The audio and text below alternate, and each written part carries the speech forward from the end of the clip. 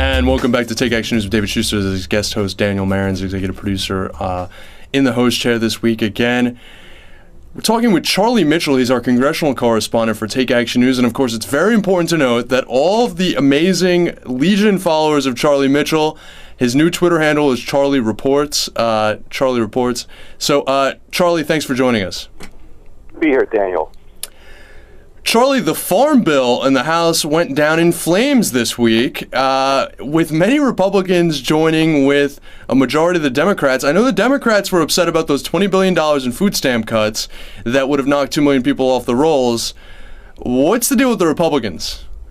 Well, I'll tell you, Daniel, this was a very difficult formula that Speaker Boehner had put together for moving this bill. It had $20 billion in cuts in food stamps, as you said, which he thought would be enough to get conservatives on board. But the fact was that it wasn't enough to get his conservative flank to embrace this bill. They didn't feel that the cuts went deep enough or the reforms were profound enough. And on the other side, $20 billion in food assistance reductions guaranteed that you were going to get very few Democratic votes. So the math was always very, very sketchy on this to begin with, but there was a tacit understanding. This bill came out of the House Agriculture Committee. The ranking Democrat on that committee is a guy from Minnesota named Colin Peterson. He's a very conservative Democrat. He negotiated this bill. There were a handful of Democrats who would support it, but as the bill moved across the floor, this kind of tacit understanding that the House Democratic leadership wouldn't really actively whip against the bill. They were kind of the opinion, let this thing pass, we'll go to the Senate and have a conference with the Senate. The negotiated bill that comes back will be much better. They opposed it, they didn't like it, but they weren't going to the mats to block the thing.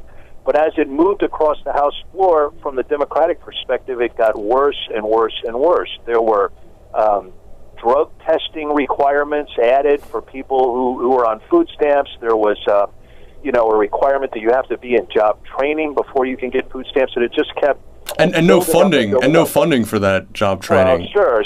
That's the trick of the thing, that you put in these requirements, but then you don't actually create the program. So somebody, is facing a requirement to be in a job training program that doesn't exist before they can get access to food stamps. So that rubbed a lot of Democrats the wrong way, as you can imagine. And Peterson, the Agriculture Committee Democrat, he went to the Republicans during the floor debate and he said, you're losing the few guys of mine who you had. They're not going to support this thing.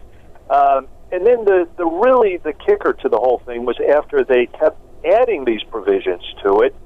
Okay, they have this bill that had all of these provisions that were considered to be very noxious to the Democrats.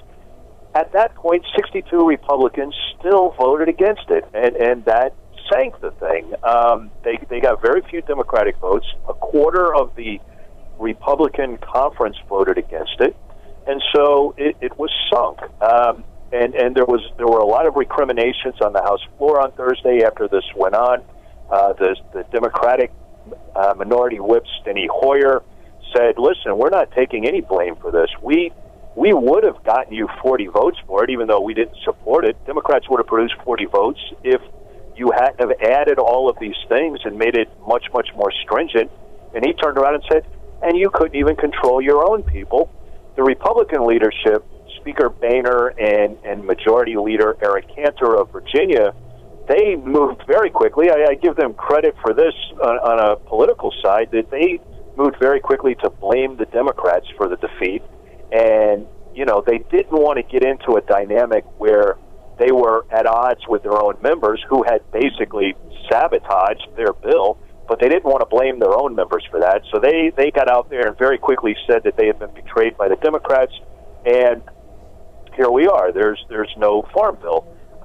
This, as you know, Daniel, this bill is historically a slam dunk. It's something that both sides strongly support, and it usually goes through with barely a ruffle. But now, again, I don't know where they go from here on this bill, but probably more significantly, I'm not sure where John Boehner goes from here with his leadership.